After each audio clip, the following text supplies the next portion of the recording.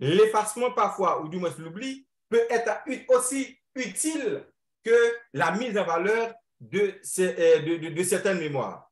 Parce que l'oubli peut être un élément qui favorise ce vivre ensemble, qui favorise cette cohésion sociale au sein de la société. Cela, quand on parle de cet oubli, c'est cet oubli pour ne pas prendre, ou du moins cet événement, ou bien ce qui s'est passé comme étant une condamnation perpétuelle de l'autre groupe. OK? C'est-à-dire il faut trouver un moyen, il faut trouver un consensus pour établir, c'est pourquoi on parle de mémoire consensuelle, pour trouver une mémoire qui prend en compte les désiderata de la population en réalité, mais en même temps, il faut créer un espace mémoriel, cet espace mémoriel qui représente cette communauté. OK? Et pour éviter toute forme de conflit. Parce que, par exemple, quand on sait que le patrimoine peut être à la fois un élément de cohésion et aussi un élément de conflit.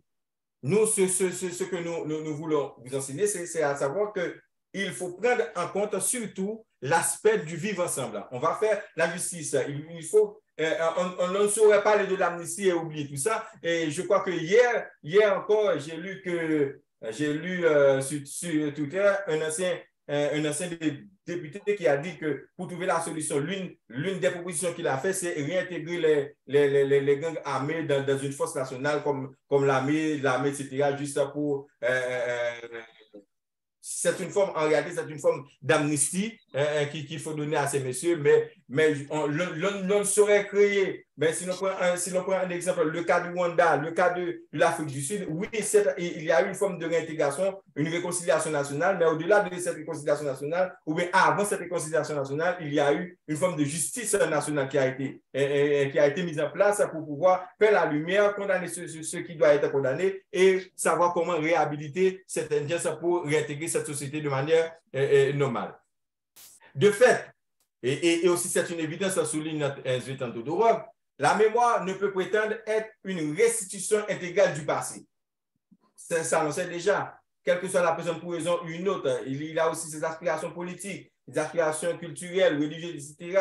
Pour une raison, ou bien ses liens avec un groupe ou un autre groupe, il pourrait être, la restitution, on ne saurait réintégrer, l'on saurait restituer, disons, intégralement le passé. OK? Il y a toujours une forme de réserve, puisqu'il n'en est qu'une sélection. Voilà, il y a toujours la mémoire est sélective. Il y a toujours une sélection mémorielle. C'est pourquoi quand vous réalisez vos travaux scientifiques ou de vos recherches, il faut au moins réaliser plusieurs entrevues juste pour avoir des points de vue des gens.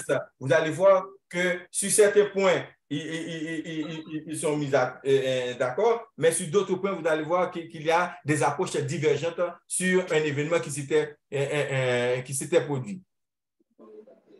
Todorov expose le côté aliénant du culte moderne de la mémoire. Voilà, le côté aliénant. L'aliénation, vous le savez plus que moi, quand on parle de l'aliénation, on ne doit pas se retrouver dans une situation où, à vouloir trop considérer la mémoire comme étant sacrée, on devient aliéné. Non. OK?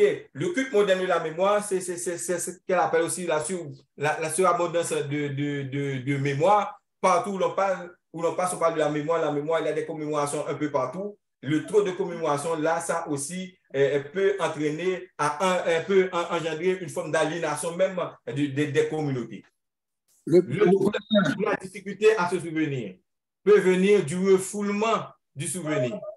Le trouble ou la difficulté peut y avoir de notre côté le problème de la difficulté à se souvenir qui, en quelque sorte, peut être une conséquence même du refoulement du souvenir.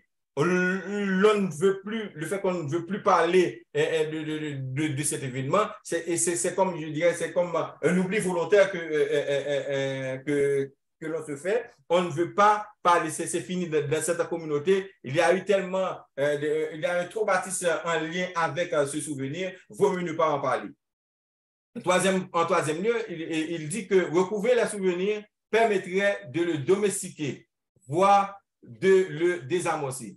là, il est important, et je l'avais souligné dans le cadre de ma thèse, la question de la mémoire victimaire où l'on ne voulait pas parler, on voulait plus dans le choix mémoriel haïtien. Ça aussi ne permet pas de comprendre, d'appréhender cette mémoire, de désamorcer les traumatismes en lien avec le passé colonial et esclavagiste. Au contraire, ça favorise une classe, surtout ça favorise les élites dominantes. Ils conservent leur position parce qu'ils ne veulent pas en réalité qu'on discute sur cette, mais que l'on fasse la lumière sur ce passé, à savoir pour porter tous les Haïtiens à comprendre ou à se dire que l'on ne voulait plus revivre ces moments-là et à partir des discours, des discussions sur ce passé, notamment le passé victimaire, on peut se dire que l'Haïtien ou bien la population peut être amenée à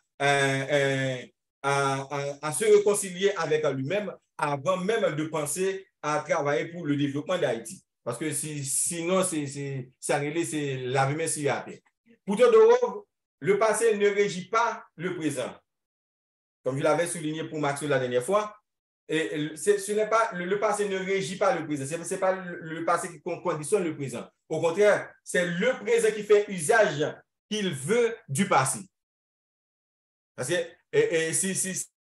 si on tient compte du réflexe historique, généralement, certains gouvernements ou bien certains hommes politiques ou bien les élites font, c'est juste pour dire qu'ils peuvent avoir une approche, une lecture du passé, peut se servir d'une lecture du passé pour expliquer le présent. Alors, c'est parce qu'ils ont des intérêts dans cette lecture. Alors que vous qui vous trouvez dans la société civile ou bien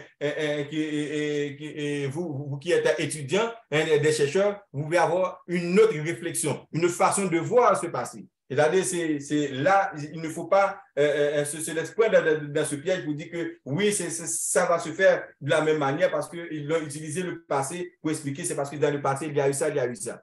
Et là, c'est à nous de réfléchir et de comprendre ce passé. Parce que c'est le présent, nous sommes au présent. Ce présent-là doit questionner le passé. Ici, cependant, l'exigence de recouvrer le passé, c'est-à-dire le devoir de témoigner contrepartie du droit de savoir, parce qu'on parle du devoir de mémoire, du droit de mémoire aussi, de se souvenir, pas un message qu'on en fera. Ce n'est pas parce qu'on parle du devoir de mémoire, de faire mémoire, on parle encore de la nécessité de témoigner, ou bien de la nécessité de droit, on est quand même un droit de savoir, qui va faire en quelque sorte qu'on explique l'usage de ce gouvernement ou bien des élites veut faire du présent ou bien du passé. OK? Il ne faut pas croire dans le discours d'autres thèmes, il ne faut pas croire dans le discours pour dire voilà, il a une volonté manifeste de comprendre ce qui s'était passé, de faire la lumière, par exemple, sur la dictature des Duvalier. Non. Ça pourrait être plus un intérêt politique, un intérêt de chapelle pour pouvoir porter le peuple, la population à oublier un événement qui est en train de dérouler dans le présent.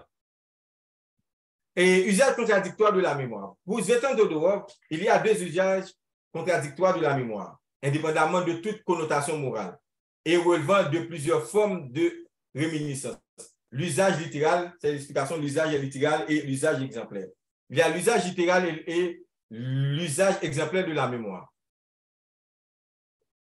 Qu'est-ce qu'il entend par l'usage littéral?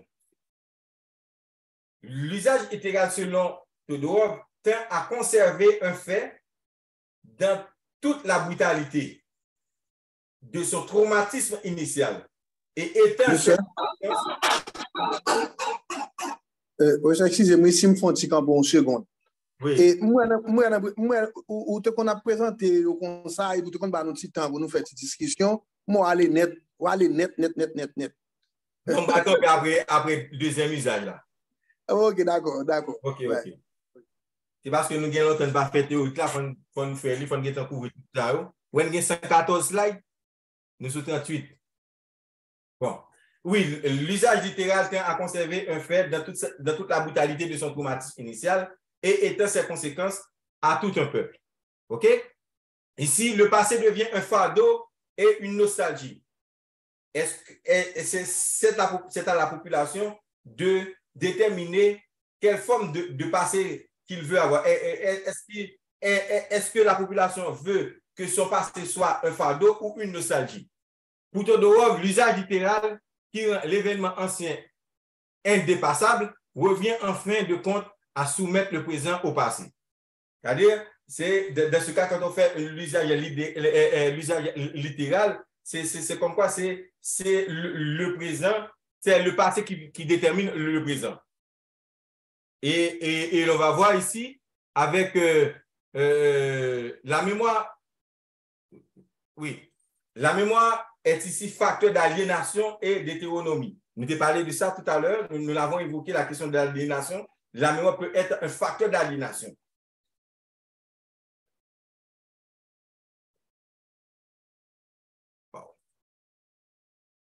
À l'axe épistémologique littéral correspondrait les tenants d'une histoire de la continuité. Il faut qu'il y ait une continuité dans l'histoire. On raconte l'insistance sur les permanences et les structures déployées sur le temps long. L'événement est situé, ici, l'événement est situé dans son caractère absolument singulier. Et selon cette école, l'école qui adhère à l'usage littéral de la mémoire, dit que l'événement est situé dans son caractère absolument singulier. Et selon cette école, ce qui est singulier ne nous enseigne rien du tout pour l'avenir. L'histoire de continuité ne nous enseigne rien pour l'avenir. Là, c'est une approche d'une école de pensée sur cette question, sur l'approche littérale, mais l'usage littéral de la mémoire. Est-ce qu'effectivement, l'on peut dire que le fait de parler ou d'expliquer tous les événements de manière crue, avec tous les traumatismes que ça pourrait engendrer, est-ce que ça, effectivement, ne nous enseigne rien pour l'avenir?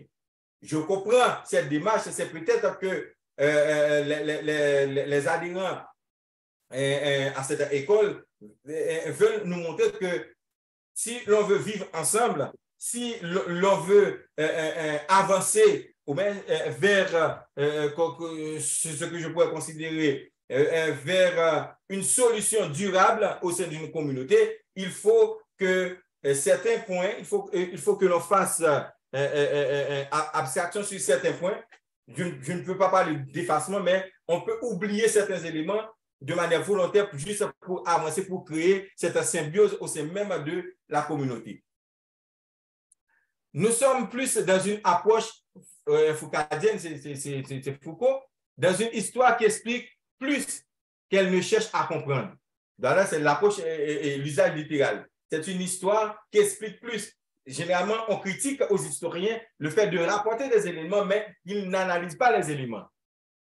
On dit qu'il revient aux anthropologues, aux sociologues, etc., d'analyser ces événements. Eux, ils ne font que rapporter. Parce que dans ce souci de dire la vérité, ils rapprochent et ils nous enseignent ou bien ils avancent les événements même dans leur dernière cruauté même, parce que l'on parle de questions de traumatisme. Les historiens ici ne prennent pas en compte ces aspects, l'effet que les événements racontés vont avoir sur la population, sur la mentalité, ou sur son comportement, sur son attitude. Ils disent qu'ils font le travail parce qu'ils étaient à la recherche de la vérité, ils trouvent la vérité, ils ne racontent que la vérité. L'usage exemplaire maintenant utilise la mémoire comme modèle pour comprendre des situations nouvelles avec des agents différents. En admettant la répétition de l'histoire, de fait, le passé devient principe action pour le présent. Voilà. L'autre, c'est le passé qui conditionne le présent. Ici, le passé, on sert du passé pour mieux comprendre le présent comme étant un principe, comme principe d'action pour le présent. Pour expliquer le présent, on peut se référer au passé, mais le présent reste le présent. Le présent arrive avec ses lots de problèmes aussi, avec ses lots d'événements. OK? Il faut essayer de comprendre le passé, de l'analyser, de l'appréhender, de le domestiquer. C'est ça qu'il faut prendre en compte quand on parle d'usage exemplaire de la mémoire. Ça, c'est une approche de Todorov. Je crois que je vais arrêter ici. OK. Pour Todorov, la mémoire exemplaire est potentiellement libératrice. Libératrice, c'est-à-dire on trouve un consensus, on fait le se vivre ensemble, on arrive à pardonner l'autre, on arrive à se réconcilier, etc. Là, il parle d'une forme, d'une mémoire libératrice. OK? En ce sens qu'elle implique une société s'approchant de l'autonomie. Une autonomie, effectivement, parce que quand on parle ici de l'autonomie, si l'on tient compte de la situation actuelle d'Haïti, nous ne sommes pas encore, nous ne savons pas, l'on ne sert pas de la mémoire comme étant un élément libérateur. Au contraire, on est toujours dépendant de l'étranger, en ce sens que notre autonomie, notre façon même de concevoir la société dépend aussi d'une approche de l'étranger. C'est l'étranger qui nous dit quoi faire, c'est l'étranger qui fait nos choix, c'est l'étranger, etc. Et aujourd'hui, je crois que avec la déclaration du ministre de la Défense canadienne, c'est le moment idéal de trouver cette mémoire libératrice, cette mémoire libératrice de la société haïtienne pour pouvoir jeter les bases de la réconciliation et aussi les bases du développement. Parce que est-ce qu'un pays peut périr totalement? On ne sait pas. Mais on est en train de vivre ce qu'on appelle un dépérissement de l'État en Haïti et ça a eu des conséquences sur la population. Et l'on sait, et déjà ce que l'on vit aujourd'hui n'est pas le résultat de travail il y a de cela 1 an, 2 ans, mais ça a été tout un processus. OK, ça a été tout un processus et maintenant, les effets sont vraiment considérables et nous sommes tous en train de payer cette situation. Je m'arrête là aujourd'hui et puis